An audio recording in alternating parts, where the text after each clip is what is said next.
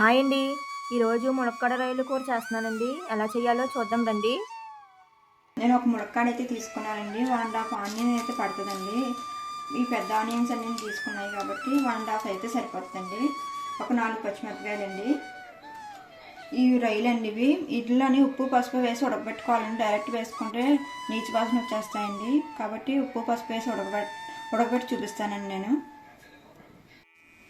రొయ్యల్లో కొంచెం శనగపప్పు కూడా వేసుకుంటున్నానండి. ముందుగా నానబెట్టుకున్నానండి శనగపప్పుని నేను ముందుగా ములక్కాడలో విడిగా ఉడకబెట్టుకుంటున్నానండి. ఇలా వేసుకుంటే తొందరగా ఉడికిపోతుందండి. అందుకని ముందుగా వేసుకుని ఉడకబెట్టుకుంటున్నానండి. కూడా నేను శనగపప్పుతో పాటు ఈ ములక్కాడలు కూడా వేసి విడిగా ఉడకబెట్టుకుంటున్నానండి. ఇప్పుడు కూర ఎలా వండాలో చూపిస్తానండి. ముందుగా గిన్నె పెట్టుకుని ఆయిల్ వేసుకోవాలండి. నేను వేసిన ఆయిల్ 10 స్పూన్స్ అయితే ఉంటుంది. ఆయిల్ వేడెక్కాక ఉల్లిపాయలు వేసుకుందామండి.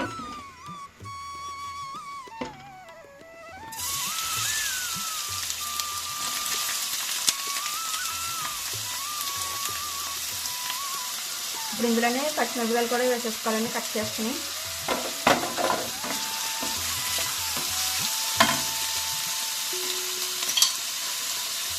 ఫ్రై అవడానికి సాల్ట్ వేసుకుంటున్నానండి. నేను పసుపు వేసి ఉడకపెట్టుకున్నాను. మనకి పసుపు అయితే వేయట్లేదండి ఉల్లిపాయల్లోని. ఇప్పుడు ఇవి గోల్డ్ కలర్ వచ్చే వరకు ఫ్రై చేసుకోవాలండి. ఇప్పుడు ఉల్లిపాయలు మగ్గిపోయినండి. ఇప్పుడు అల్లం వెల్లుల్లి పేస్ట్ వేసుకున్నాను 1 స్పూను. ఇది కూడా ఒక 2 నిమిషాలు మగ్గాలండి. ఇప్పుడు ముందుగా నేను ఉప్పు పసుపు వేసి ఉడకపెట్టుకున్నానండి రొయ్యలు. ఇప్పుడు ఆ రొయ్యలు ఇందులో వేసేసుకుందాము.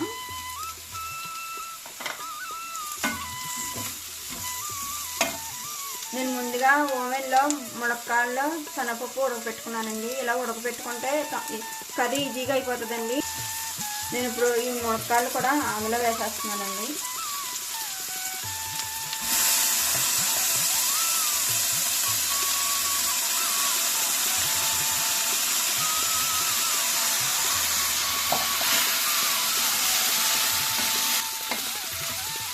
ఇప్పుడు ఈ టైంలోనే కారం వేసుకుందామండి. ఉప్పు కారాలు మీరు ఎంత తినగలరో దాన్ని బట్టి అడ్జస్ట్ చేసుకోండి. ఇప్పుడు నేను ఉల్లిపాయలు మగ్గి పెట్టినప్పుడు కొంచెం ఉప్పే వేసాను. ఇప్పుడు కొంచెం ఉప్పు వేస్తున్నాను. ఇప్పుడు 2 నిమిషాలు మగ్గి పెట్టుకుందామండి. ఇందులో వాటర్ పోసుకుందామండి. నేను అన్నీ ఉడకబెట్టి వేసేసాను కాబట్టి వాటర్ అయితే ఎక్కువ పడదండి. ఒక గ్లాసులో అయితే పడుతుందని సరిపోతుంది. మీరు ఉప్పు కారాలు చూసుకుని ఏదైతే సరిపోలేదో దాన్ని బట్టి అడ్జస్ట్ చేసుకుని అప్పుడు మూత పెట్టేసుకోండి. ఒక 15 మినిట్స్ అయితే పడుతుందండి కూర ఉడకడానికి. ఒక 5 నిమిషాలు ఉడికాక అప్పుడు మసాలా వేసుకోవాలండి. మూత పెట్టేసుకుందామండి. ఇప్పుడు కూర అయితే ఉడికిపోయిందండి. ఇలా దగ్గరకు వచ్చేయాలండి.